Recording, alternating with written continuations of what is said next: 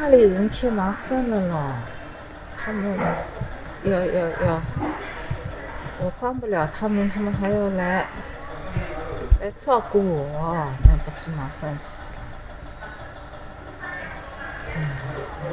给我端屎端尿，还要给我端水端饭，怎么办？洗头也洗不了了，洗澡也洗不了。那怎么办？不知道要躺多少天。人在里面了吗？穿好了吗？进门。没有办，其实本身也比较感谢他带小孩嘛。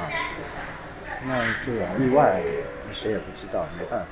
怎么说呢？可能近段时间我跟我老婆两个人可能就工作会比较忙一点，生活上可能还是要更依赖于老人，就没办法。现实生活就是这样子。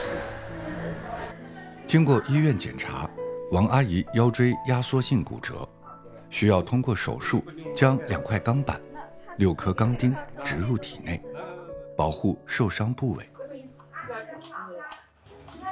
我是特警，穿上是像特警。在医院躺了1个多礼拜，今天是王阿姨出院的日子。抓牢，手抓牢，屁股坐下去，脚踩一下。你难过的话，给你抱抱。啊，那再见。